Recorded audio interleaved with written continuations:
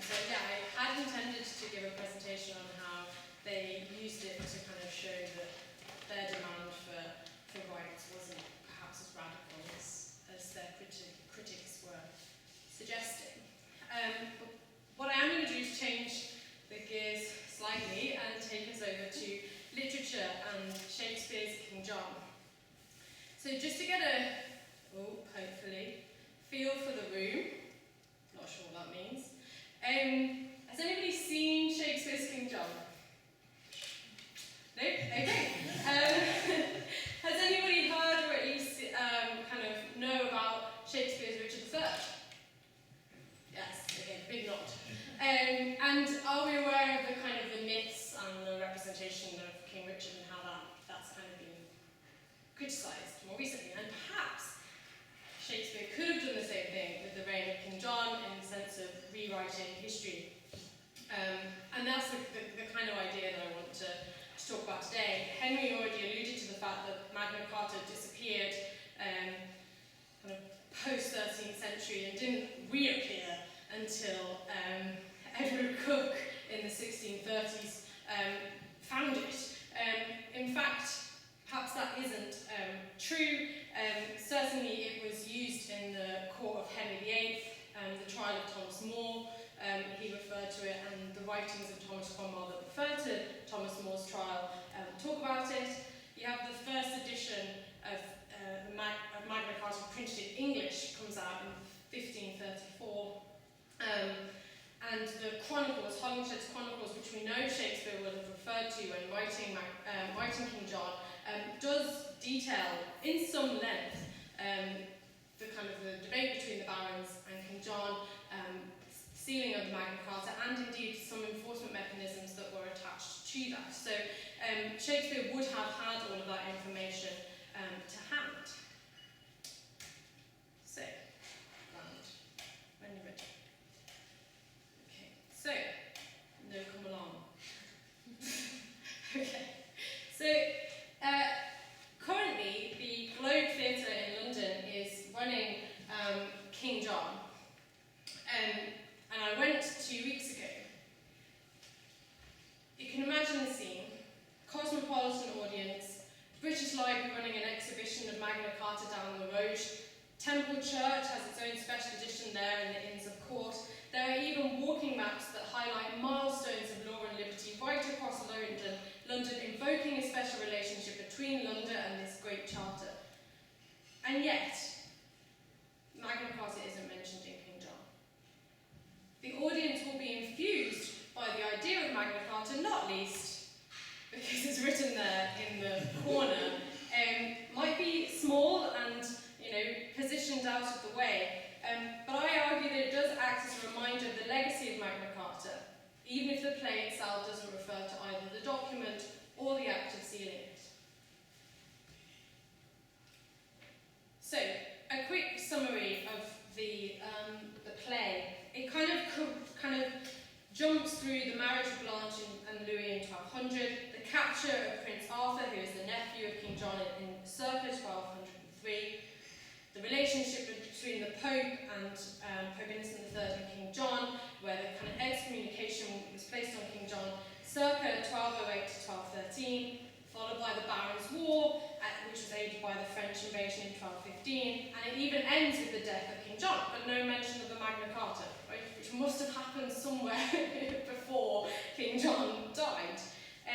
It should appear between the act of submitting to the Pope in Act 5, Scene 1, and the Barons' War. The difference between those two things in the play is a matter of about 22 lines, in which King John talks about how he voluntarily submits to the Pope and is saying, kind of asking for forgiveness from the Pope, but also allowing the Pope to take some role again in the running of England.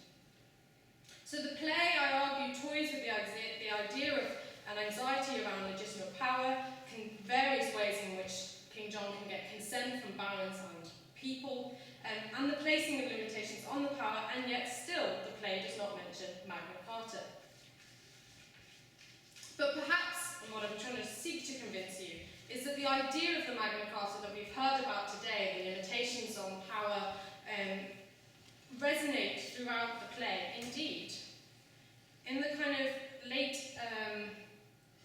1800s, we see the first filmed, well, it was the first film of a Shakespeare play, in fact, happened to be King John, but it was Tree's representation of King John that had two tableaus, which kind of in film would be stills where people kind of come on and they reenacted the signing of Magna Carta. So the Magna Carta was visibly placed within the play in order to respond to audiences' expectations. So you see from the early 1800s you have Kemble, who did a production of King John, apologising that the Magna Carta wasn't in the play. And you can kind of see throughout the 1800s rewritings. So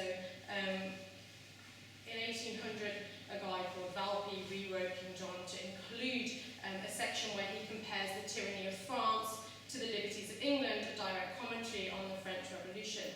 And he says, "And has not John sealed the great charter of our liberties? Blessed with our rights, we urge no further claim. The English laws are written in our hearts, and we will not change them." None of this appears in Shakespeare's original text, but that's not to suggest that Magna Carta isn't there. So there are some kind of textual references to ideas of kingship, to ideas of legitimate rule, and to kind of ideas of arbitrary rule, I guess. And what I'm trying to suggest is that using language, Shakespeare gets the audience angry, riled up, reacting to King John's use of power. It seemingly doesn't have any limits placed upon it, and the audience respond to that. So you have Constance, who is Prince Arthur's mother, petitioning the papal legate for assistance after she finds out that King Arthur has been taken by King John and he will subsequently die, which doesn't know that bit. And she cries, "For he that holds his kingdom holds the law, therefore since the law itself is perfect wrong." Constance suggests then that the King of England holds the law, implying that the king is above the law and he can use it at his whim. This, she says, makes the law wrong. In this respect, it becomes, and it has been suggested, that it kind of invokes a tool of violence rather than a tool of justice, because the king can use this law at his whim against Prince Arthur, and indirectly then against Constance.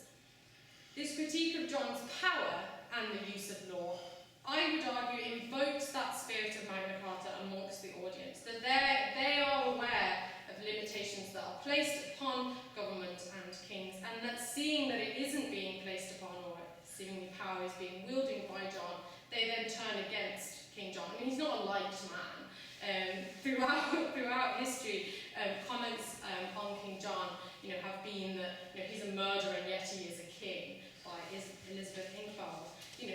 The audience are being purposefully turned against this king who is using power quite arbitrarily.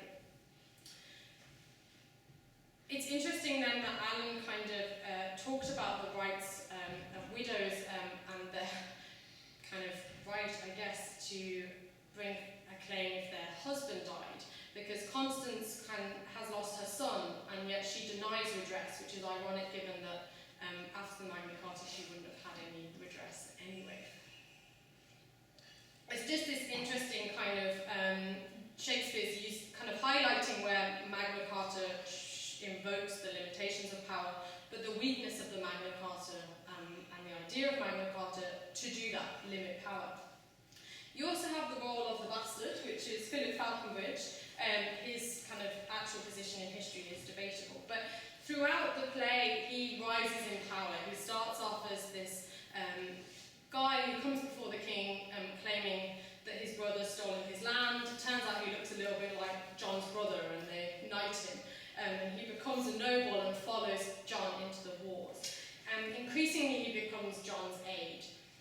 But the kind of the space he operates in is both as a commoner and then as a noble, and so he's able to speak to the audience and kind of comment on John and his use of power. So towards the end of there's a battle outside the town of Aegiers, where the people of Aegiers are asked who is the king, and they say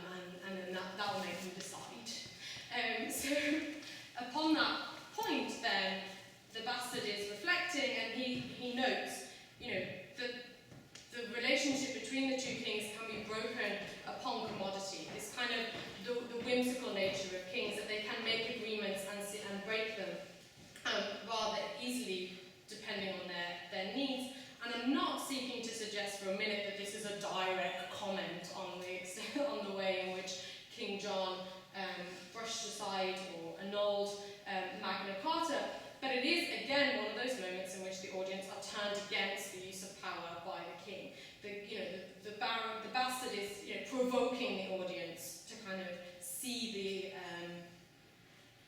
the limitless power of the king and to respond negatively towards that. He also then, further on in the play, so that's kind of Act 3, by Act 5, he's telling the king what to do. So he has this role of sort of reminding the king that he is a king and to have to remind him of his kingly obligations. Now what I kind of can construct from that is this idea of people in particular, barons constructing the nature of the king, shaping the way in which king's power is used. And perhaps that is evocative of kind of the idea of Magna Carta and the limitations placed on power. But the most important thing, I think, is the audience and how they respond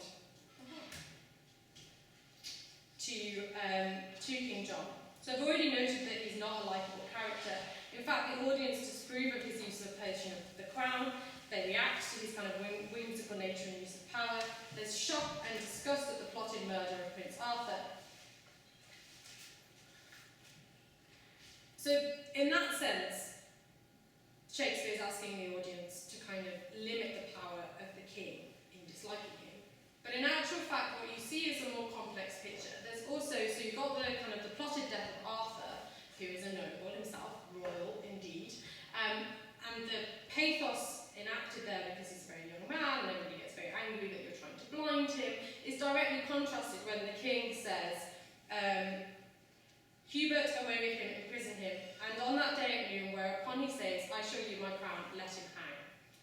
About Pomfret the prophet.